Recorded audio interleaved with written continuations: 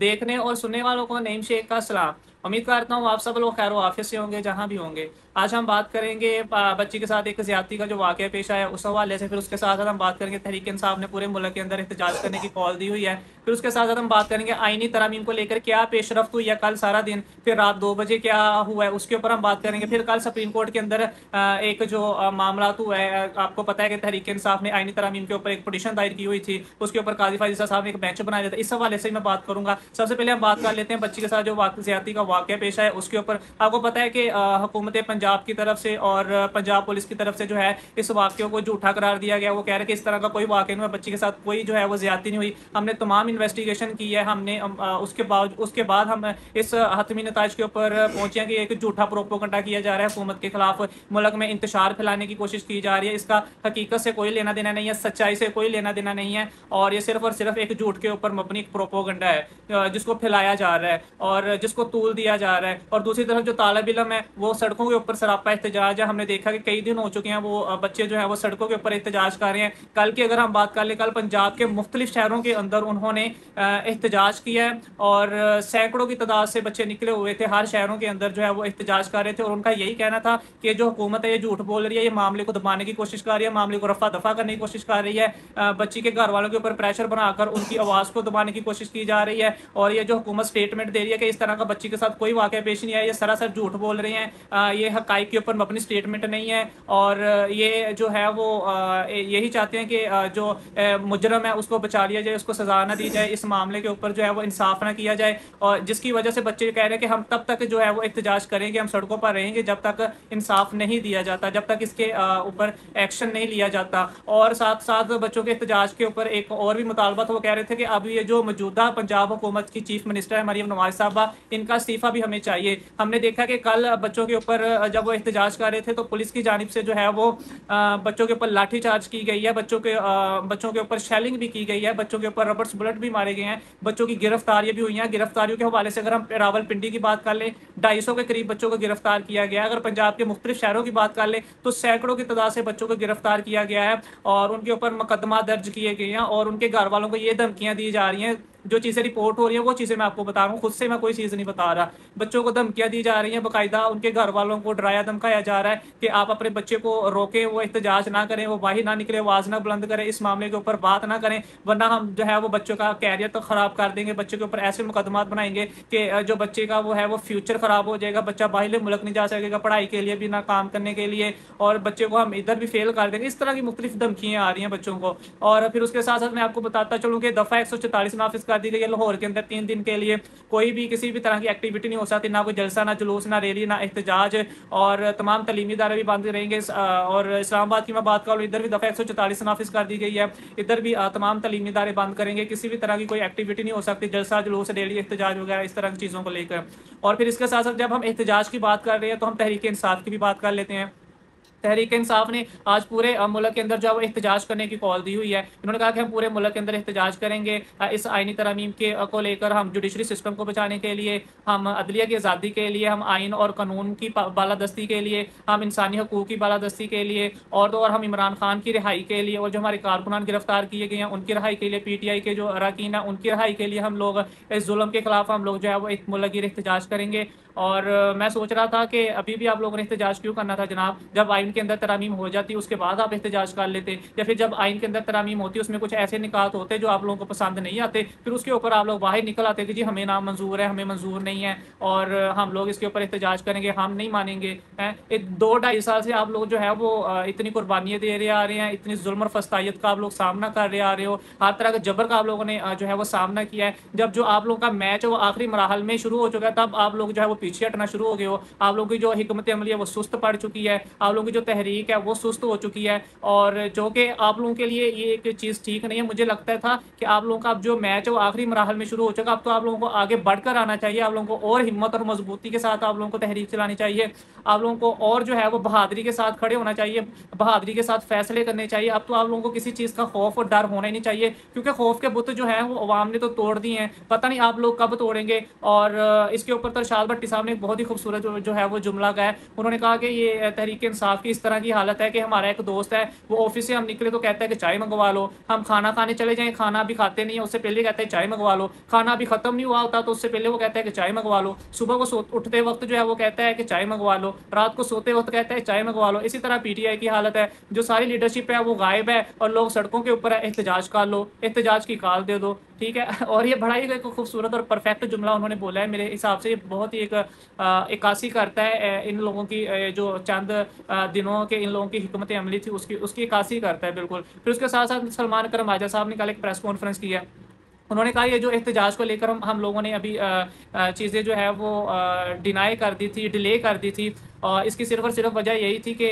हमें जो हमारे 70 से 75 एमपी है, मुझे उनकी कहा है कि हम लोग जो है हमारे घरों पे छापे मारे हैं, हमारे डेरों पे छापे मारे जा रहे हैं हम, जिसकी वजह से रूह पोश हो चुके हैं, जो हमारे कारकुनान हैं उनमें से बहुत ज़्यादा जो है वो गिरफ्तार हो चुके हैं, हम उस तरह जो है वो एहतजाज नहीं कर पाएंगे क्योंकि हर तरह से हमारे ऊपर दबाव हुआ है, हर तरह से हमें दबाया जा रहा है, हर तरफ से हमारे ऊपर जुल्म फस्तायत और का बाजार गर्म किया हुआ है। फिर उन्होंने कहा दूसरी वजह ये थी कि ये जो शंघाई कॉन्फ्रेंस थी इसकी वजह से हम चाह रहे थे कोई इस तरह का मसला ना बन जाए। फिर तीसरी उन्होंने वजह ये बयान की, उन्होंने कहा कि जो दूसरे मुल्कों के सफ़ीर है हमारे मुल्क के अंदर रह रहे हैं और उनकी तरफ से भी हमें रिक्वेस्ट की गई, दरख्वास्त की गई कि आप ये जो है वो एहतजाज मौखर कर दें, एहतजाज ना करें, क्योंकि उनकी बात भी वो कह रहा है कि हमें माननी पड़नी थी, आगे आने वाले वक्त में हुकूमत हमारी, हमें उनके साथ अपने जो मामला हैं वो अपने मुल्क के लिए बेहतर रखने चाहिए। फिर चौथी वजह उन्होंने ये बताई थी कि हमारे जो इत्तेहादिया मौलाना साहब, मौलाना फजलुर रहमान साहब, उन्होंने भी कहा था कि आप जो है वो एहतजाज जो है वो मौखर कर दें, ठीक है, एहतजाज को आप लोगों को नहीं करना चाहिए, शंघाई कॉन्फ्रेंस के बाद चलो कर लेना चाहिए। फिर उसके बाद उन्होंने कहा कि छठी वजह ये थी कि हमें एक दिन पहले जो है हुकूमत की तरफ से हमारे साथ रब्ता किया गया कि हम इमरान खान साहब के साथ मुलाकात करने के लिए आपको इजाज़त दे देंगे, पर कल को आपका जो ज़ाती मालज है इमरान खान साहब का, डॉक्टर आसम साहब, उनको आप चेकअप करा लेना, और इमरान खान साहब की जो बहन है वो भी उनको मिल सकती है। कह रहे ये वो 5-6 वजह थी जिसको हमने सामने रखकर, जिसकी बुनियाद के ऊपर हमने जो है वो एहतजाज मौखर करने का फैसला किया था। अगर आप लोगों को लगता है कि हमने गलत किया है तो वो तभी आप लोगों की राय है, और आप लोगों का जो है वो कहना वो हम आप उसके मतलब उनका ये कहना था कि ये सारी वजूहात थी जिसकी वजह से हम लोगों ने एहतजाज मौखर किया। आगे आप लोग बेहतर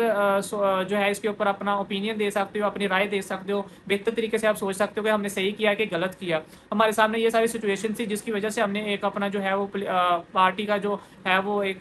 जो है वो कमेटी बिठाई, और उसके ऊपर उसकी इन सारी चीज़ों को मद्देनजर रखते हुए हमने ये फैसला किया। और उसके साथ साथ फिर मैं आपको बताता चलो आइन के अंदर जो तरमीम की जा रही है उसके हवाले से।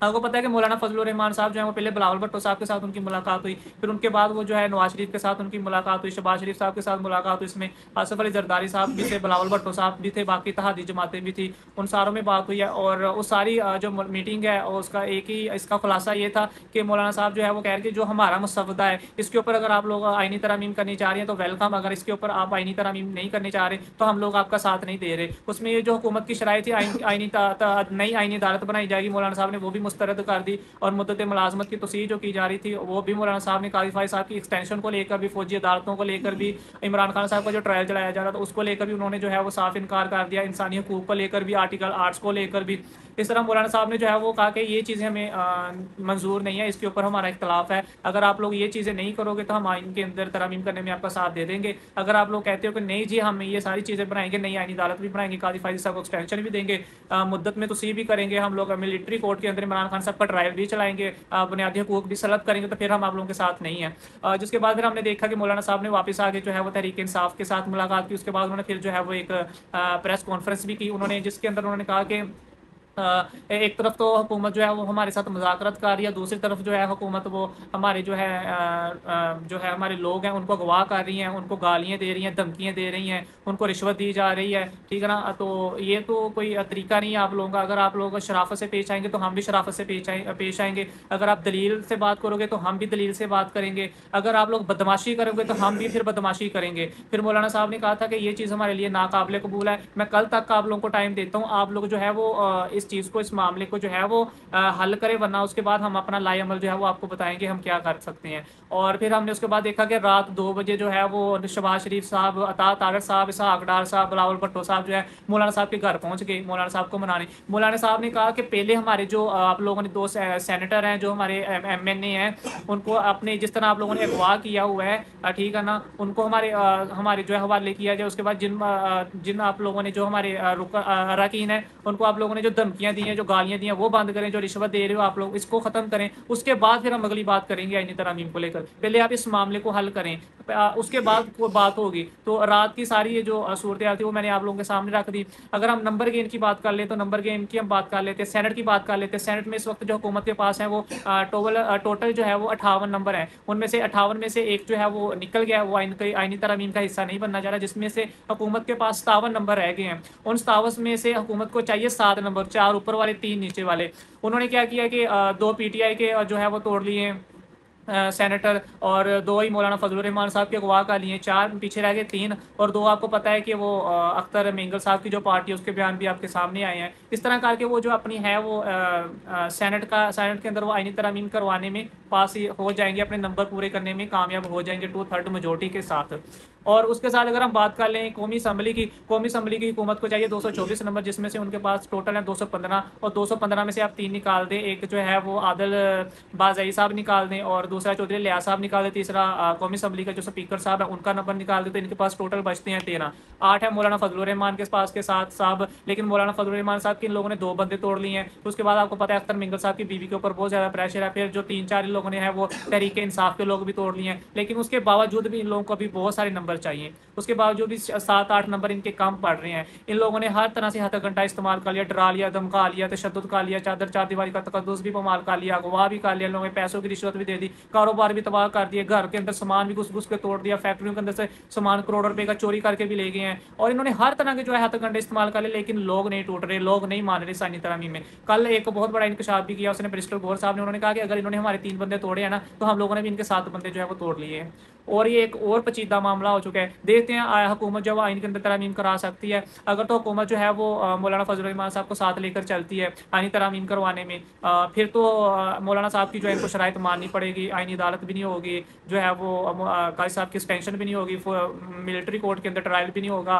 इंसानी हकूक भी सलब नहीं किए जाएंगे। फिर वो जो एक बेंच बनाया जा रहा है जी, ये जो है पहले 3 या 5 सीनियर जजों में से हुकूमत डिसाइड करेगी कौन सा जज जो है वो चीफ जस्टिस बनेगा। इसको लेकर भी मौलाना साहब नहीं मान रहे। अगर ये सारी बातें मानिए तो फिर भाई वो आइन के अंदर तरमीम क्यों करवा रहे हैं? तो इसका मतलब जो हुकूमत है वो दूसरा रास्ता अख्तियार करेगी। जाहिर बात वो यही है कि बंदे तोड़कर, अगवा कर कर, तशद्दुद कर कर, डरा धमका कर, रिश्वत देकर बंदों को अपने हाथ में कर कर उनके साथ आइन के अंदर तरमीम करवा लें। लेकिन उस आइनी तरमीम का फ़ायदा कोई नहीं है, क्योंकि वो एक दागदार आइनी तरमीम हो जाएगी, उसको कोई भी नहीं मानेगा, उसकी कोई इंप्लीमेंट नहीं होगी, उसकी कोई वैल्यू, कोई इंपॉर्टेंस ही नहीं होगी उस आइनी तरमीम की। फिर हम बात कर लें अगर दूसरी तरफ फिर जो है वो वकला की तहरीक चल पड़ेगी। फिर उसके बाद मौलाना फजलुर रहमान साहब की जो तंजीम, आपको पता है कि मुल्क की सारी तंजीमों में से सबसे बड़ी तंजीम जो है मौलाना फजलुर रहमान साहब की, सबसे ताकतवर तंजीम जो है वो मौलाना फजलुर रहमान साहब की है। और आपको पता है कि फिर मौलाना साहब भी इकट्ठे हो जाएंगे। फिर तीसरी तरफ से जो तहरीक इंसाफ इस मुल्क की सबसे बड़ी पार्टी, जिसके करोड़ों वर्कर्स हैं और बैंक बैलेंस बहुत बड़ा है उसका, वो लोग भी सारे आ जाएंगे। जब ये सारे मिलकर आएंगे, वकला कन्वेंशन, मौलाना फजलुर रहमान, तहरीक इंसाफ, उधर से तलबा की जो है वो भी तहरीक चली हुई, क्या हुकूमत इसको अफोर्ड कर पाएगी? क्या हुकूमत इस प्रेशर को बर्दाश्त कर पाएगी? फिर तो मामला सड़कों के ऊपर ही हल होंगे। फिर इसका मतलब यह है कि हुकूमत के ये बस की बात नहीं है, हुकूमत इतना वजन नहीं उठा सकेगी, और हुकूमत इन सारी चीज़ों को बर्दाश्त नहीं कर सकेगी। और फिर अगर हम बात कर लें एक और की आइन के अंदर तरमीम करने के लिए एक अपने अमली बनाई जा रही है कि ये इलेक्शन कमीशन जो है वो मखसूस नशिस्तें जो है वो इनको दे दे, जो है PTM को, लेकिन वो भी नहीं दे सकता। अगर वो मखसूस नशिस्तें देगा, क्योंकि पीर वाले दिन है उसको सुप्रीम कोर्ट उड़ा कर रख देगी, क्योंकि सुप्रीम कोर्ट ने फैसला दिया हुआ है कि जिनकी जो जिस पार्टी की जो मखसूस नशिस्तें हैं वो उनको ही दी जाए। इस तरह किसी की मखसूस नशिस्तों के ऊपर डाका मार के किसी दूसरी पार्टी को ना दी जाए। और ये सुप्रीम कोर्ट का सीनियर जो है वो लार्जर बेंच के ऊपर फैसला आया हुआ है। और इसी के हवाले से जो है वो इलेक्शन कमीशन खुद गया हुआ है सुप्रीम कोर्ट के अंदर, अपील दरख्वास्त की हुई है। जबकि आपका जो केस है वो अभी चल रहा है, उसको लेकर आप कैसे जो है वो एक मखसूस नशिस्तों के ऊपर फैसला कर सकते हो? इसका अदालत की तौहीन अदालत का वो जो है कंडक्ट इसके ऊपर लग सकता है, वो क्या नाम लेते हैं, इलेक्शन कमीशन के ऊपर तौहीन अदालत की जो है वो